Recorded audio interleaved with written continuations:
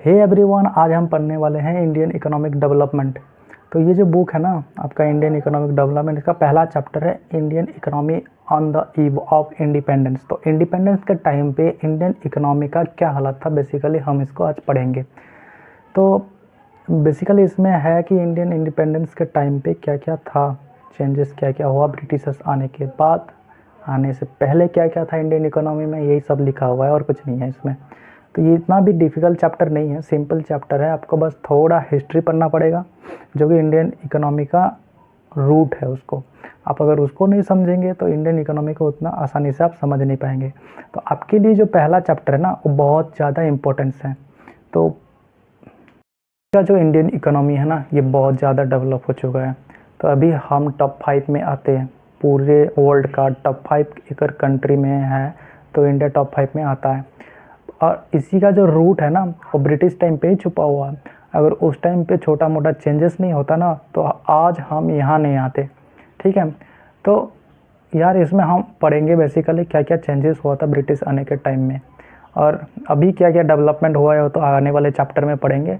तो इसी में बस यही पढ़ेंगे कि ब्रिटिश के टाइम पे क्या क्या हुआ था इंडियन इकोनॉमी में। ब्रिटिशर्स का पहला मोटिव था कि भाई इंडियन इकोनॉमी जो है ना, इसको इतना नीचे गिरा दो कि बस ये रॉ मटेरियल का एक्सपोर्ट कर सके, उससे ज़्यादा कुछ नहीं कर पाएगा। तो ठीक है, तो और ये किए भी थे उन्होंने। तो इंडियन इकोनॉमी का हालत ये था कि बस ये रॉ मटेरियल ही एक्सपोर्ट करता था। तो ये बेसिकली क्या करता था इंडियन इकोनॉमी में, बस रॉ मटेरियल एक्सपोर्ट होता था ब्रिटिश को, और ब्रिटिश में क्या होता था, वो प्रोडक्शन होता था, और प्रोडक्शन होने के बाद ब्रिटिश से वो गुड्स क्या होता था, इंडिया में इंपोर्ट होता था। तो रॉ मटेरियल एक्सपोर्ट करता था और फिनिक्स प्रोडक्ट को इंपोर्ट करता था। बस यही काम होता था इंडियन इकोनॉमी में, इससे ज़्यादा कुछ नहीं होता था। ना इंडिया में कोई इंडस्ट्री था, ना कोई प्रोडक्शन होता था, बस कुछ नहीं, एग्रीकल्चर होता था। चलिए दोस्तों, हम एक ओवरव्यू लेते हैं कि इंडियन इकोनॉमी का हालत क्या था इंडिपेंडेंस से पहले। तो पहले देखते हैं एग्रीकल्चर सेक्टर को। तो एग्रीकल्चर सेक्टर वही था कि यार स्टेगनेंट था, कोई डेवलपमेंट नहीं हो रहा था। इसका मेन वजह ये है कि जो हमारा टेक्निक ऑफ प्रोडक्शन था वो बहुत ज़्यादा प्रिमिटिव था। मतलब हम लोग लेटेस्ट टेक्नोलॉजी कुछ नहीं करते थे। आजकल देखते हैं आपको ट्रैक्टर आ गया, फर्टिलाइज़र वगैरह आ गया, हाइब्रिड सीड्स आ गया, है ना, बहुत सारी मशीनें आ गई। तो आजकल एग्रीकल्चर में जो है बहुत सारा डेवलपमेंट हो चुका है और प्रोडक्शन भी ठीक ठाक हो जाता है। तो पहले क्या था, पहले ये सब कुछ नहीं था। तो पहले उतना डेवलपमेंट नहीं होता था इंडियन एग्रीकल्चर सेक्टर का।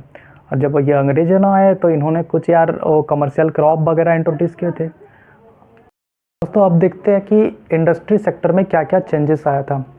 तो इंडस्ट्री सेक्टर का भी वही हाल था कि ये भी बहुत बुरा हाल था। आप एग्रीकल्चर सेक्टर में तो ये था कि चलो यार पहले से ही प्रोडक्शन लो होता था, पर इंडस्ट्री सेक्टर में जो है पहले से प्रोडक्शन ठीक ठाक होता था। जो हमारा कॉटेज इंडस्ट्री था, विलेज इंडस्ट्री था, स्मॉल स्केल इंडस्ट्री था, तो ये सब में प्रोडक्शन ठीक ठाक होता था। पर जब ब्रिटिशों ने आए तो ये सब का भी जो है प्रोडक्शन ना बहुत घट गया, और बंद भी हो गया यार, ऐसा नहीं है, बंद भी हो गया। तो बेसिकली इंडियन इकोनॉमी में क्या होता था तब कि यार सप्लाई करते थे रॉ मटेरियल्स और इंपोर्ट करते थे फिनिश गुड्स। ना यहाँ पे कोई प्रोडक्शन होता था, ना कुछ सप्लाई होता था। ठीक है, नेक्स्ट देखते हैं ट्रेड का क्या हाल था उस टाइम में। तो बेसिकली ट्रेड का ये हाल था कि यार इंडिया में जो है ना, फिनिश प्रोडक्ट कुछ बनता ही नहीं था। इंडिया से रॉ मटेरियल जाता था ब्रिटिश में और वहाँ से फिनिश प्रोडक्ट आता था। तो यही सब बस चलता था, कोई डेवलपमेंट नहीं था ट्रेड का। यहाँ पे एक कंसेप्ट आता है ड्रेन ऑफ वेल्थ का। तो जो इंडिया का वेल्थ है ना, वो ड्रेन होता था, क्योंकि हम लोग रॉ मटेरियल सप्लाई करते थे, उसमें ज़्यादा कुछ फ़ायदा होता नहीं है, क्योंकि रॉ मटेरियल का रेट बहुत चीप होता है। तो हम चीपर प्रोडक्ट को बेचते थे और महंगी प्रोडक्ट को खरीदते थे। फिनिश प्रोडक्ट जनरली आप जानते हैं कि महंगी होती है, तो हम महंगी प्रोडक्ट को खरीदते थे और चीपर प्रोडक्ट को बेचते थे। इससे हमारा क्या होता था ना, बजट, आप जानते हैं सरप्लस, बजट डेफिसिट, ये सब। तो हमारा बजट का जो है ना बहुत ज़्यादा डेफिसिट होता था, और हमारा कैपेक्स जो है ना वो बहुत ज़्यादा घट चुका था। तो अब नेक्स्ट पॉइंट को देखते हैं, नेशनल इनकम काउंटिंग। तो ऑब्वियसली बात है यार, अंग्रेजों ने तो कोई एस्टिमेट किए नहीं थे नेशनल इनकम का।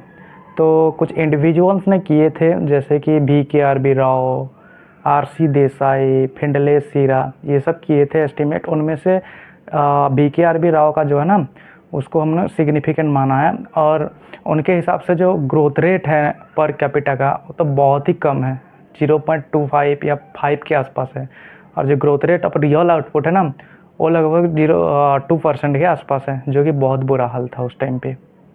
तो यही है। अब नेक्स्ट देखते हैं एग्रीकल्चर सेक्टर को डिटेल में समझते हैं। कॉलोनियल रूल के टाइम पे जो है ना, एग्रीकल्चर सेक्टर का पूरा डोमिनेंस था। तो उस टाइम में 80% के आसपास जो है हमारा एग्रीकल्चर इकोनॉमी में एम्प्लॉयमेंट प्रोवाइड करता था, और 80% फैमिली जो है डिपेंडेंट थे एग्रीकल्चर के ऊपर। तो इसी हिसाब से एग्रीकल्चर जो है वो मेजर रोल प्ले करता था जीडीपी में इंडिया का। ठीक है, तो इसमें क्या होता था कि एग्रीकल्चरल प्रोडक्शन उतना नहीं होता था जितना होना चाहिए था। इसका मेन वजह ये है कि प्रिमिटिव टेक्निक था हमारा प्रोडक्शन का। तो हम एग्रीकल्चर में जो टेक्निक यूज करते थे वो बहुत पुराना ज़माना का था, ना उसमें कोई मशीन वगैरह था आजकल जैसे ट्रैक्टर वगैरह आ गया है, ना कोई हाइब्रिड सीड्स था आजकल जैसे आता है हाइब्रिड सीड्स। हाँ, तो बहुत ही प्रोडक्शन लो होता था, इसकी वजह से बहुत प्रॉब्लम होता था हमारा इंडिया के अंदर। और ऊपर से इंडिया में जो है ना लेबर इंटेंसिव टेक्निक को यूज किया जाता था। लेबर इंटेंसिव टेक्निक का मतलब ये है कि उसमें कैपिटल कम यूज करते थे और लेबर को ज़्यादा यूज करते थे। ओबियसली बात है, ये सही भी था, क्योंकि इंडिया में ना लेबर बहुत थे और वो चीप रेट में मिलते थे और कैपिटल था ही नहीं उस टाइम में, तो लेबर इंटेंसिव टेक्निक यूज होता था, जिसके वजह से क्या है ना प्रोडक्शन उतना हो नहीं पाता था जितना होना चाहिए था। अब ऊपर से इन्होंने ब्रिटिशर्स ने क्या किए थे कि जो उनका जो लैंड टेन्योर सिस्टम था वो बहुत ही ज़्यादा ख़राब था। उन्होंने जो ज़मींदारी, मौलवारी, राउतारी ये सब सिस्टम लगाए थे ना, इसके वजह से प्रोडक्शन और ज़्यादा घटते चला जाता था।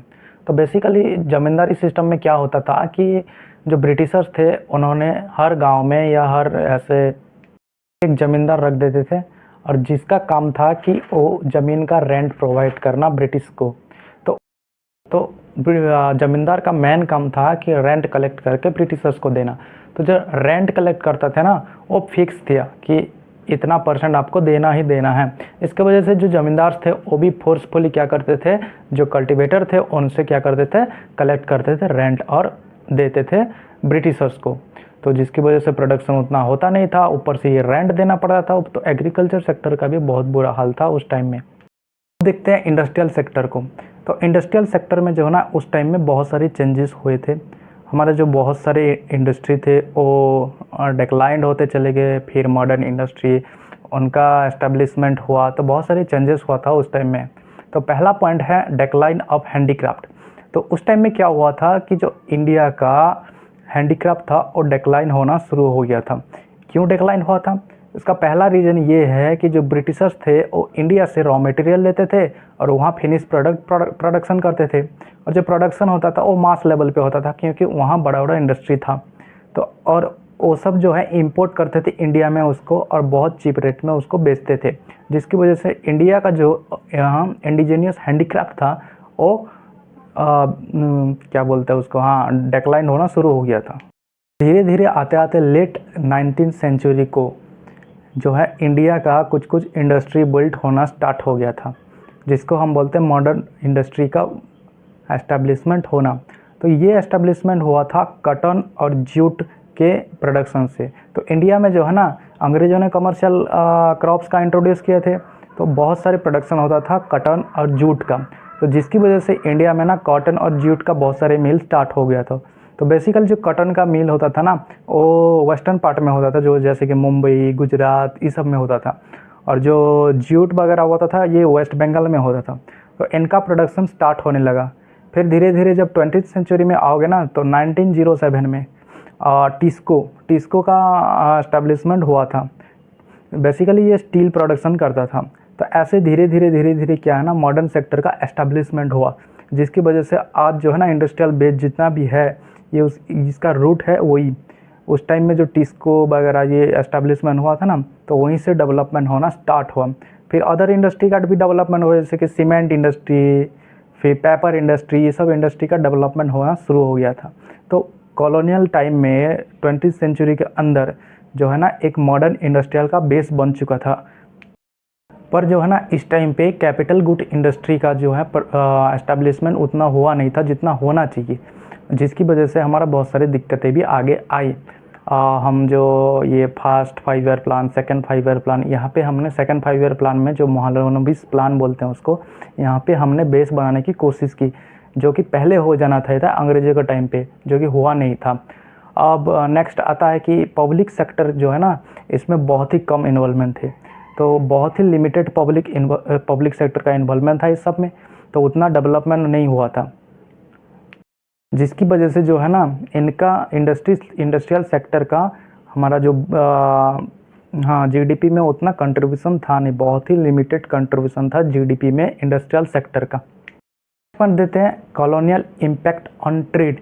तो ट्रेड में क्या क्या इम्पैक्ट पड़ा वो सब अभी डिस्कस करेंगे। तो पहला पॉइंट है कि India as a raw material supplier. तो इंडिया क्या करता था, रॉ मटेरियल सप्लाई करता था ब्रिटिश को, और वहाँ से जो है ना फिनिक्स प्रोडक्ट इंपोर्ट करता था। तो इसकी वजह से जो है ना इंडिया का जो कैपेक्स था, जो फॉरेन एक्सचेंज होता है, वो बहुत घट गया था, क्योंकि हमारा बैलेंस ऑफ पेमेंट जो है ना डेफिसिट में जाता था। क्यों डेफिसिट में जाता था कि ऑब्वियसली यार कि जो रॉ मटेरियल आप सप्लाई करोगे उसका रेट बहुत ही कम होगा, और जो आप फिनिक्स प्रोडक्ट इंपोर्ट करोगे उसका रेट ज़्यादा होगा। तो इसकी वजह से जो है ना हमें ज़्यादा देना पड़ता था उनको, तो इसकी वजह से हमारा जो है ना बैलेंस ऑफ पेमेंट का डेफिसिट हो गया था। अब इसकी वजह से बहुत ज़्यादा प्रॉब्लम हुआ था कैपेक्स के अंदर, ठीक है। अब नेक्स्ट पॉइंट चलते हैं। नेक्स्ट पॉइंट में ये है कि ड्रेन ऑफ वेल्थ। इसका ये मतलब है कि हमारा जो वेल्थ है वो ड्रेन हो जाना, ठीक है। तो हमारा जो इंडिया का वेल्थ था वो ब्रिटिश को चला जाता था। क्यों चला जाता था भाई, क्योंकि उनका पॉलिसी ही ऐसा था कि उन्होंने जो है ना उनका जो फिनिक्स प्रोडक्ट थे उसको इंपोर्ट करते थे, जिसकी वजह से हमें ज़्यादा पैसा देना पड़ता था उधर, और हम जो सप्लाई करते थे वो था रॉ मटेरियल्स, जिसका रेट बहुत ही चीप था, और जिसकी वजह से हमें क्या है ना बहुत कम पैसा मिलता था। ज़्यादा पैसा ज़्यादा था, कम पैसा मिलता था। तो इसकी वजह से जो है ना ड्रेन ऑफ वेल्थ हुआ था। ये कॉन्सेप्ट आरसी देसाई और जो राव है ना, इन्होंने इंट्रोड्यूस किया था बेसिकली। अब नेक्स्ट पॉइंट देखते हैं, एब्सेंस ऑफ एक्सपोर्ट इंडस्ट्री। तो इंडिया में कोई ऐसा इंडस्ट्री नहीं था जो एक्सपोर्ट करता था। तो ब्रिटिशर्स के टाइम पे इंडिया में ऐसा भी कोई इंडस्ट्री नहीं था, जिसकी वजह से जो है ना हमारा इंडिया से कुछ फिनिक्स प्रोडक्ट एक्सपोर्ट ही नहीं होता था, और इसकी वजह से हम बस रॉ मटेरियल ही एक्सपोर्ट करते थे, ठीक है। तो ये सब के वजह से जो है ना ट्रेड में बहुत बुरा हाल था ब्रिटिशर्स के टाइम पे। अब नेक्स्ट पॉइंट देखते हैं कि ब्रिटिशर्स के अंडर क्या क्या इंफ्रास्ट्रक्चर में चेंजेस आया था इंडिया के अंदर। तो बहुत सारी चेंजेस किए थे उन्होंने इंडिया में इंफ्रास्ट्रक्चर में, और ये बहुत ही अच्छा काम किए थे उन्होंने, हम ऐसे कह सकते हैं। चाहे इनमें उनका ही प्रॉफिट क्यों ना हो, इनका ही प्रॉफिट मोटिव क्यों ना हो, पर उन्होंने इंफ्रास्ट्रक्चर में जो है ना थोड़ा बहुत डेवलपमेंट किए थे। तो पहला पॉइंट आता है कि रेलवे। तो रेलवे एक बहुत बड़ा मेजर्स था अंग्रेज़ों का, ठीक है, और इनमें उनका ही फ़ायदा था कि उनको जो है ना रॉ मटेरियल को कोई पोर्ट में पहुंचाना आता था, और जिसकी वजह से बहुत सारी दिक्कत आती थी। इसकी वजह से इन्होंने जो है पोर्ट सिटी वगैरह को कनेक्ट करने के लिए रेलवे का इंट्रोड्यूस किए थे। कोई क्वेश्चन आ सकता है कि रेलवे का इंट्रोड्यूस कौन सा ईयर में हुआ था। तो ये बेसिकली हाँ आई थिंक 1853 में हुआ था इसका इंट्रोड्यूस। तो इंडिया में रेलवे का इंट्रोड्यूस हुआ था 1853 में। रेलवे के अलावा उन्होंने रोड का भी बहुत सारा इस्टेब्लिश किए थे, बहुत सारे रोड बनवाए थे उन्होंने। तब उसके बाद बहुत सारे पोर्ट सिटी का इस्टेब्लिशमेंट हुआ था उस टाइम पे, तो बहुत सारे पोर्ट बनाए थे। इस सब में ना उनका भी फ़ायदा था। और इंफ्रास्ट्रक्चर के अंदर बेसिकली ये जो ट्रांसपोर्टेशन का इंफ्रास्ट्रक्चर है ना, इसको ही ज़्यादा डेवलपमेंट किए थे। अगर आप देखोगे सोशल इंफ्रास्ट्रक्चर के, तो इस सब में उतना डेवलपमेंट नहीं था। उन्होंने कोई हेल्थ में कोई डेवलपमेंट नहीं किया था, कोई हॉस्पिटल ऐसे बड़ा बनाए थे नहीं, और सोशल जो है इंफ्रास्ट्रक्चर ना बहुत बुरा हाल था उस टाइम में। आप अगर कम्युनिकेशन को भी देखोगे ना, तो कम्युनिकेशन के क्षेत्र में भी कोई डेवलपमेंट उतना नहीं था उस टाइम पे, ठीक है। तो उनका मेन फोकस था बेसिकली रेलवे और रोड का डेवलपमेंट करना और पोर्ट का डेवलपमेंट करना, जिसकी वजह से उनका ट्रेड ना बहुत अच्छे से हो पाए, ठीक है। तो ये सब कारण उन्होंने जो है इंफ्रास्ट्रक्चर को कुछ डेवलपमेंट किया था। नेक्स्ट पॉइंट आता डिस्कस करते हैं पॉपुलेशन एंड डेमोग्राफिक्स। तो ब्रिटिशर्स के टाइम पे इंडिया का जो पॉपुलेशन का क्या क्या फीचर्स था उस सबको डिस्कस करेंगे। तो आप अगर ब्रिटिशर्स को दो पार्ट में डिवाइड करेंगे, उनका जो पूरे टाइम पीरियड है, अब उसमें से एक ही चेंजेस हुआ था 1921 के अंदर। तो 1921 से पहले जो है ना ज़्यादा बार्थ होता था और ज़्यादा डेथ भी होता था। तो उस टाइम तक उतना कोई हेल्थ में इम्प्रूवमेंट नहीं था, तो इसकी वजह से ना ज़्यादा बार्थ रेट था और ज़्यादा डेथ रेट था, जिसकी वजह से जो पॉपुलेशन था ना वो स्टेगनेंट था। पर अब 1921 के बाद में इंडिया में क्या हुआ ना, जो हमारा क्या है ना पॉपुलेशन का एक हाँ उसको पॉपुलेशन ट्रांजिशन मैप बोलते हैं। तो उसमें कुछ फेजेस होते हैं, 5 फेजेस होते हैं। पहला फेज में ये होता है कि high birth rate and high death rate. दूसरे पेज में होता है कि हाई बर्थ रेट, लो डेथ रेट। तीसरे फेज में होता है कि लो death rate and low birth rate. और थर्ड स्टेज में होता है कि लो डेथ रेट और एक स्टेगनेंट बर्थ रेट, ऐसे होता है। ठीक है, तो इंडिया 1921 से पहले जो है ना पहला फेज में था। इसका मतलब ये है कि इंडिया में हाई बर्थ रेट और हाई डेथ रेट होता था। पर 1921 के बाद जो है ना इंडिया सेकेंड फेज में ट्रांजिशन हुआ। तो सेकेंड फेज में क्या होता था, बर्थ रेट तो ज़्यादा होता ही था पर डेथ रेट जो है ना धीरे धीरे कम होने लगा था, क्योंकि धीरे धीरे जब 1921 के टाइम आया था उस टाइम में थोड़ा बहुत हेल्थ का इंफ्रास्ट्रक्चर जो है ना बढ़ता आया था, तो जिसकी वजह से लो डेथ रेट हुआ था। ठीक है, चलिए उस टाइम का कुछ फैक्ट्स को याद रखते हैं। ठीक है, और ये जो फैक्ट्स है ना आपका एग्ज़ाम पॉइंट ऑफ व्यू से बहुत ही इंपॉर्टेंट है, ये सब एग्ज़ाम में आपका आएगा ही आएगा 100%। तो ठीक है, तो पहला फैक्ट है कि जो इंडिया का लिटरेसी रेट था ना वो बहुत ही कम था, लगभग 60% के आसपास था। ठीक है, और हमारा जो लिटरेसी रेट है ना ये बहुत ही ज़्यादा कम था, 16% था लिटरेसी रेट उस टाइम में। ठीक है, उसके बाद हमारा जो हेल्थ का सिस्टम था ना वो बहुत ही बुरा था, तो लो हेल्थ स्टैंडर्ड था। उसके बाद अगर आप देखोगे तो अगर लो हेल्थ स्टैंडर्ड है तो ऑब्वियसली बात है हमारा जो मोर्टालिटी रेट है ना, जो मरने का दर है वो ऑब्वियसली बढ़ा होगा। तो जो इन्फेंट मोर्टालिटी रेट है इसका ये मतलब है कि पर 1000 जो बार्थिंग होता है उनमें से 1 साल के अंदर कितना बच्चा जो है मर जाते हैं। तो ये बहुत ही ज़्यादा था, लगभग 218 था। ठीक है, और ये बहुत ही बुरा हाल था। ठीक है, उसके बाद जो लाइफ एक्सपेक्टेंसी था ना वो भी बहुत ही ज़्यादा कम था, और 32 साल था बस लाइफ एक्सपेक्टेंसी। अभी जो है ना 62 या 69 के आसपास है लाइफ एक्सपेक्टेंसी इंडिया में, और तब की बात करो तो तब 32 था, जो कि बहुत ही ज़्यादा कम था।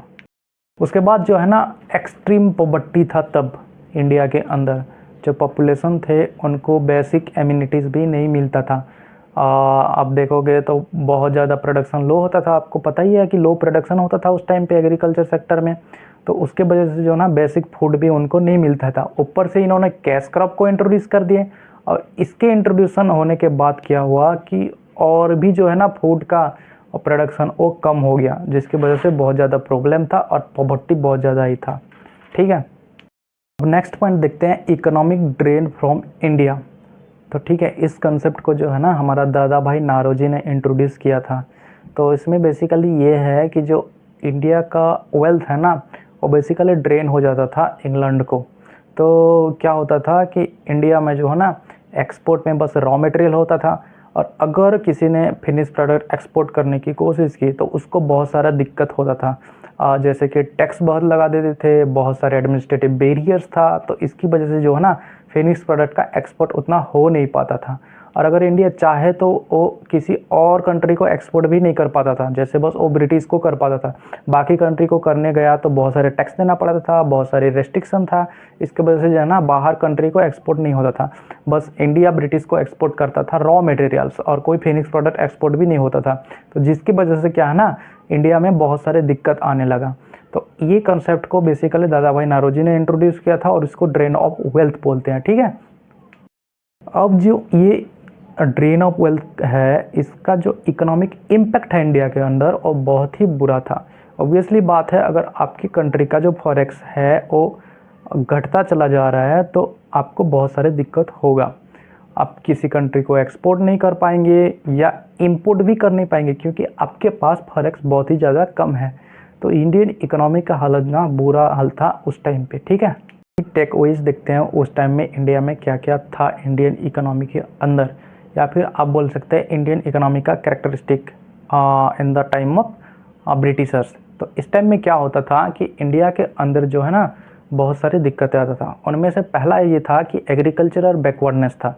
तो इंडिया के अंदर जो है ना लो प्रोडक्टिविटी था, और ऊपर से इनका जो है लैंड टेन्योर सिस्टम था ना, ये भी बहुत बुरा था, ज़मींदारी सिस्टम वगैरह था, जिसके वजह से हमारा एग्रीकल्चर क्षेत्र में जो है ना प्रोडक्शन बहुत कम होता था।